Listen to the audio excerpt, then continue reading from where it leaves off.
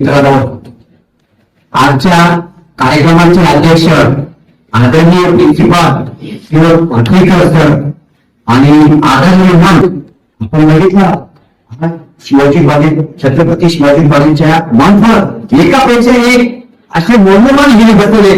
मी सगळ्यांचं नाव जर घेतलं तर मला 1 मिनिटं तुम्हाला बोलता येणार नाही. फक्त मी आदरणीय मत आणि सगळ्यांचं स्तुती सुनाने अभिनंदन करतो. आणि इथे काही सगळे लोक आले. या 2-3 वर्षापासून आपला शिवाजी महाराज मला इनाचा योग होत नव्हता. पण याला मला आज आमचे मित्र श्री आमचे परम मित्र नारायण चौधरी की ज्यांनी आम्हाला या वेळेला बोलवलं. त्याच्यानंतर आमचे ज्येष्ठ बंधू आमच्या बिझनेसचे मार्गदर्शक आमचे जे आता तुम्ही एक तुफानी भाषण ऐकलं आमचे काका शिंदे पूर्ण भाषण होतं. आणि सगळ्यात काही तुमच्या कॉलेजचे घरवडे सर की वेळोवेळी माझ्याशी कॉन्टॅक्ट मध्ये असतात. माझं मोटिवेशनल चॅनल युट्यूबला त्याच्यातून ते मला नेहमी कॉमेंट पाठवत राहतात भेटत राहतात. म्हणून ते मला म्हणत असतात एक दिवशी आमच्या इंजिनिअरिंग कॉलेज पॉलिटेक्निक कॉलेजमध्ये तुम्हाला बोलायचं आहे आणि इंजिनियर्स डे म्हणून त्या दिवशी मला कार्यक्रमाला खास स्पीच द्यायचंय. विद्यार्थी मित्रांना जास्त वेळ घेणार पण मी 5 ते 10 मिनिटांमध्ये तुम्हाला खूप जास्त बोलण्यासाठी गॅरंटी देतो. मला सगळ्यात जास्त आनंद का होतोय कारण मी स्वतः एक इंजिनियर एक शिक्षक अभियंता. आणि दुसरा अभिनंदन काय होतं आनंद काय होतो मला तर मी एका प्राध्यापकाचा मुलं.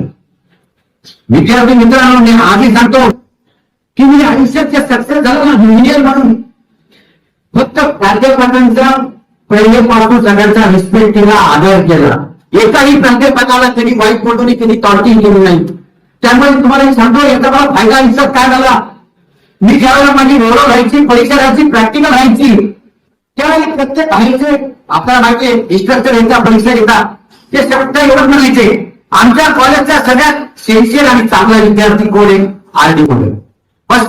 पण मी सांगतो तुमचं वागणं आचार विचार जर चांगले असले ना आयुष्यामध्ये हे इंजिनिअरिंग आता फार आवश्यक आहे. कारण इंजिनिअरिंगचा स्टुडंट माहितीये हा अतिशय सिन्सिअर असतो. बाकीच्या फॅकल्टी सांगत नाही पण इलेक्ट्रिकल असो मेकॅनिकल असो सिव्हिल असो ह्या ब्रँचेसचा प्रत्येक विद्यार्थी हा इतका सिन्सिअर असतो. आणि विद्यार्थी मित्रांनो म्हणून तुम्हाला एक परत सांगेल की सगळ्या प्राध्यापकांचा रिस्पेक्ट करा. आयुष्याची ही तुमची पहिली पायरी असते तुम्हाला सक्सेस होण्यासाठी. कारण काय सांगतो तुम्ही इंजिनिअर होणार आहे लक्षात ठेवा इंजिनिअर होणार म्हणजे नुसतं बोट राहायची खेळणी होणार नाही. तुम्ही टेक्निकली हसवणार आहेत बाकीच्या फॅकल्टी वेगळे असल्या नोकरी कुठा तुम्ही कोणत्या नोकरीने शिकू नका.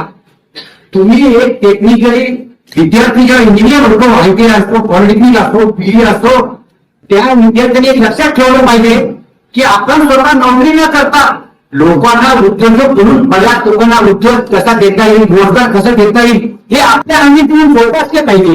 अहो फक्त कोणी बघतो आजकाल कुठल्याही क्षेत्रामध्ये कोण भरलं जातं अरे तुमची आयडेंटिटी बनवा तुम्हाला इंजिनियर म्हणजे रिस्पेक्टिव्ह नाव आहे.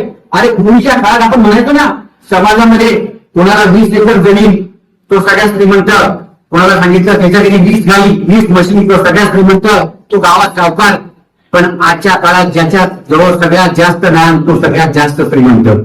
तुम्ही बघा पैशावाली मुली असू द्या तो आपल्या नावाला पाठवून जाऊ शकत नाही.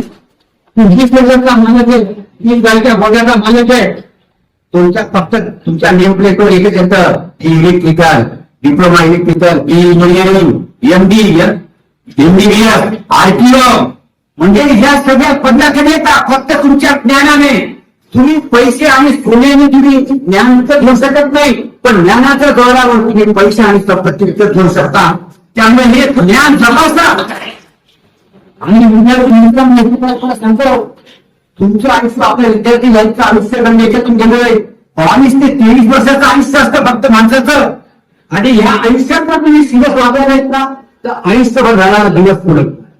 आणि तुमच्या आई वडिलांनी इतके कामात कष्ट करून तुम्हाला मोठे अपेक्षा मला इंजिनिअरिंगला पाठवले त्यांनी आपल्या पोटाला किती चिंता केला त्यांना माहिती असतं. पण आज काही काही मुलं आपल्या आई वडिलांच्या परिस्थितीचा असो काही असो कॉलेजचं लाईफ म्हणजे एक एन्जॉय लाईफ समजता. कधीच असं समजू नका एन्जॉय करायला पूर्ण आयुष्य पडलेलं पण वयाच्या 22-23 वर्षापर्यंत रात्र जागा स्वतःला झोपून घ्या इतका अभ्यास करा की पुढचं आयुष्य राजासारखं झालं पाहिजे. आणि तुम्ही जर आता तसा अभ्यास नाही केला ना तुम्हाला पुढचं आयुष्य अक्षरशः गाढवासारखी मेहनत करावी लागते. आणि ज्यावेळेला दिसतो ना आपल्याबरोबरचे विद्यार्थी मित्र कोणी आरटीओ झाला कोणी डॉक्टर झाला कोणी इंजिनियर झाला त्यावेळेला आपल्याला बघितल्यावर जेव्हा आपलं लग्न होतं एकदम मुलं होतात त्याला लढायला दिवस पुरत नाही. मी माझ्या 80% मित्र बघतोय माझे, कोणी रिक्षा चालवतं, कोणी ड्रायव्हर आहे. अरे काय शोकांती काय असताना चार माणसात बसावं त्यांना लाज वाटते.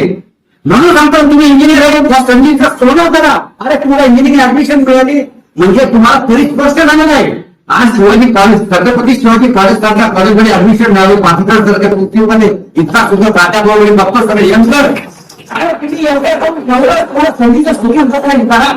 कारण मी सांगतो ना आयुष्यामध्ये तुम्ही पाच बोलणार आणि मी सांगतो नुसतं नोकरी करू नका, आयुष्यामध्ये बिझनेस करा.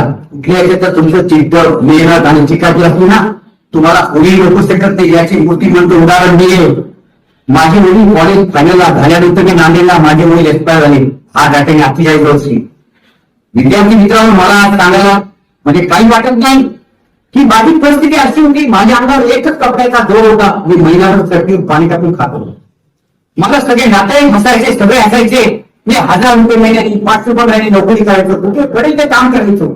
माझी घरची परिस्थिती 2 लहान भाऊ 3 बहिणी म्हणजे एवढी हलाखीची परिस्थिती की मला इंजिनियर भरताना मला वाटतं की आपण काय इंजिनियर झालो. पण मनात एक चिंता होती की आपल्याला काहीतरी करायचं. नुसतं पोट नाही घालवलं, आपल्याला पूर्ण फॅमिली सहित काहीतरी करून आपली आयडेंटिटी बनवायची. हे लहानपणापासून माझी चिंता होती. विद्यार्थी होता मला बिझनेस करायचा होता, पण त्याच्या अगोदर मला जुनी इंजिनियर रत्नागिरीला अपॉइंटमेंट आली एमएससीला. मला सगळे मित्र नातेवाईक आणि सगळे म्हटले तो आरामात नोकरी कर, तुला 50,000 40,000 महिना पगार आहे, तुझं पोटमध्ये लग्न करू नको. पण मी माझं म्हणून मला शांत बसू देत नव्हतं. माझ्या परिस्थिती कारण होती की आपण या परिस्थितीतून बाहेर नाही जायचं एवढी चिंता. पण बिझनेस करायचा माझ्या खिशात उपाय नाही. कोणी नातेवाईक मदत करत नाही. तुम्हाला सांगतो जे कोणी कामाला येत नाही त्याचं नाव नातेवाईक असतं. प्रत्येक गाळ हा तुम्हाला स्वतःच्या पायाला उभा लागतो विद्यार्थी मित्र. आणि तुम्हाला हा गाळा होताना मी माझे डिग्रीचे सर्टिफिकेट, लिव्हिंग सर्टिफिकेट, कॉलेजचे सगळे सर्टिफिकेट दान ठेवले. आणि विद्यार्थी मित्रांनो एका स्टाफरचं नाव सांगत मी आज तुमचं स्टाफर कंपनीमध्ये सर त्याच्याकडे मी 50,000 रुपये व्याज आणि बिझनेस सुरू केला. आज मला चांगला आनंद वाटतो. त्यावेळेला मी फक्त 10,000 20,000चं काम करायचो. आज माझं काम लिमिटेड वर्षाला 25-25 कोटी तर क्लास रजिस्ट्रेशन.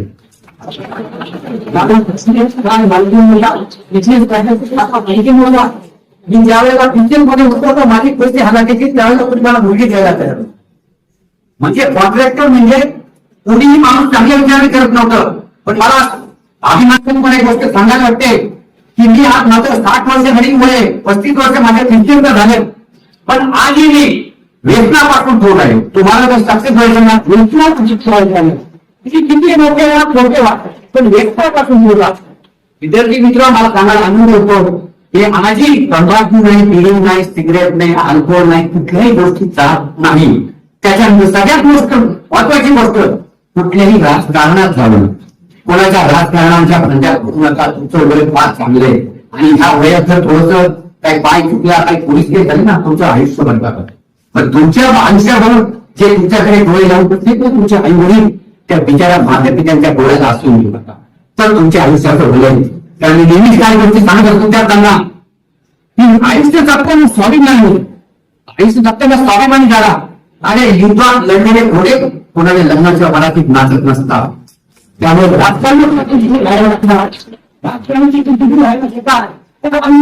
छोटे नाही. तुम्हाला सांगतो या 22-23 वर्षात तुम्ही कष्ट केलं ना तुम्हाला सोन्याची गोष्ट. तुम्हाला ते कुणी लोक ओळखत कमी त्या लोक तुम्हाला ओळखता, तुम्हाला ओळखता फसवता. हे फक्त तुमच्या एज्युकेशन आणि ज्ञानाचा जोरावर. आणि इंजिनिअरिंग इतकं चांगलं टेक्निकल हँड आहे सर, हे तुमच्यासारख्या माणसांना खूप कुठल्या कुठे घेऊन ठेवतं. कारण मी नेहमी सांगतो माणसाच्या आयुष्याला दिशा पाहिजे, दिशा चांगली भेटली पाहिजे. एक छोटं उदाहरण सांगतो. एक माणूस बस स्टँडवर जायचा असतो, रस्त्याने जात असतो. तो रिक्षावाला म्हणतो अरे भाई रिक्षावाले मला बस स्टँडला सोडून द्या, किती रुपये द्या? तो रिक्षावाला म्हणतो साहेब बस स्टँडला सोडायला मी 150 रुपये. तो म्हणतो 200 रुपये. तो मी का पायी पायी जातो आता. तो माणूस पायी पायी चालतो, अंगात चालतो. पुन्हा तो रिक्षावाला त्याला भेटतो. मग त्याला म्हणतो अरे रिक्षावाले भैया मला बस स्टँड सोडले इतके पैसे देतात. किंवा कसा आता 300 रुपये घेतला. तेव्हा मी तर अर्धा तास चालत आलो, मी तर अर्धा तास आलो तेव्हा मी 300 पण म्हटला. पण तो मग असं तुम्ही बसण्याच्या विरुद्ध दिशेने चालत. म्हणजे तुमच्या आयुष्याला दिशा नाही, हे लक्षात ठेवा. आपल्या दिशा महत्वाची, आपल्याला फार महत्वाची आहे. कारण आयुष्यामध्ये सक्सेस कुणी पण होत नसतं. तुला माहिती क्रिकेटमध्ये विराट कोहली का सक्सेस झाला? कशामुळे सक्सेस झाला? तुम्ही बोल करते 2 मिनिट झालं. विराट कोहली का सक्सेस झाला माहिती का? स्वतःला 18 वर्ष क्रिकेटमध्ये स्वतःला झोपून द्यायचा, बॅटिंग करायचा. ज्या वेळेला त्याचं वय होतं 8 वर्ष, त्यावेळेला फिरोजशाह कोटल्यावर म्हणजे दिल्ली आणि कर्नाटकाची रणजी गार्डन मॅच होती. त्या मॅच चालू व्हायच्या अगोदर त्याचे वडील एक्सपायर झाले. त्याचे वडील एक्सपायर झाल्यानंतर निरोप आला की तुझे वडील वारले. त्यांनी पटकन आईला विचारलं, फोन लावला की आई मी आता काय करू? त्याच्या आई काय म्हटली माहिती की तुझे वडील जर असते तर आज काय म्हटले असते? ते म्हटले असते पहिले तू तुझी मॅच घेऊ आणि नंतर तुझे. त्यांनी वडिलांचं प्रेम घरात असल्यावर घरात ठेवून ती कर्नाटकाची मॅच खेळून जिंकून आला. म्हणजे त्यांनी एवढं आपण काय म्हणतो इन्व्हॉल्व केले दिलेलं आहे ते तुम्ही सॅक्रिफाईस केल्याशिवाय कुठेही सक्सेस होणार नाही. त्यामुळे माझ्या सगळ्या विद्यार्थी मित्रांना परत सांगतो, डॉक्टर बाबासाहेब आंबेडकरांना आदर्श ठेवा. तुम्हाला जर खरंच जीवनात काहीतरी मोठं ना महापुरुषांचा आदर्श ठेवा. अहो मी तर म्हणतो तुमच्या कॉलेजचा मला पुन्हा पण आवडला छत्रपती शिवाजी महाराज. शिवाजी महाराजांचं यशाचं रहस्य माहितीये का? शिवाजी महाराज 50 वर्षांचं आयुष्य होतं, 50 वर्षांचं आयुष्य, पण 35 वर्षांमध्ये असणारे 700 वर्षांचं पाठपुस्तक देण्याची ताकद छत्रपती शिवाजी महाराजांनी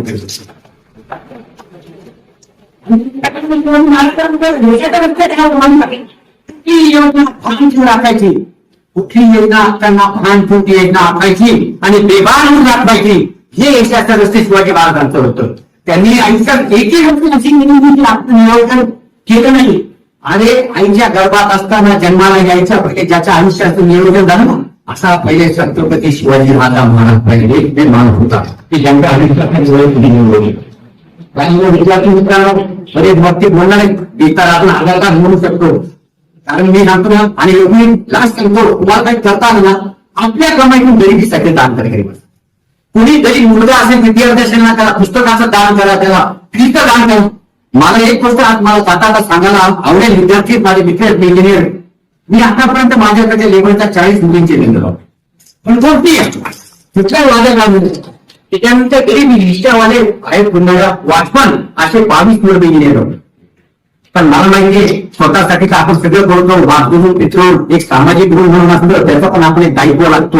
म्हणजे ते प्रत्येकाला सांगतो तुम्हाला जर काही करता आलं ना गरीब विद्यार्थ्यांसाठी मदत करा. अहो दादा तुम्हाला कुठल्या मंदिर त्याला दान करू नका.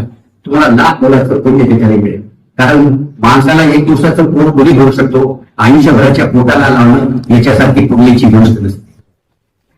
जास्त वेळ नाही घेतला, जास्त गोड केलेत आपल्याला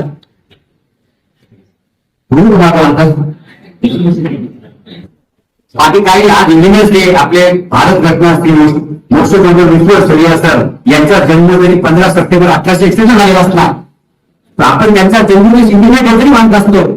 पण एवढी डेज इंजिनियर असते, इंजिनियर्स एकही दिवस काम होऊ शकत नाही. एवढी डेज इंजिनियर असते म्हणतो मी. त्यामुळे इंजिनियरचं फार महत्व आहे.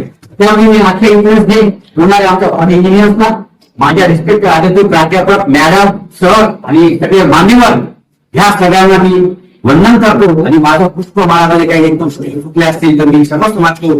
जय महाराष्ट्र.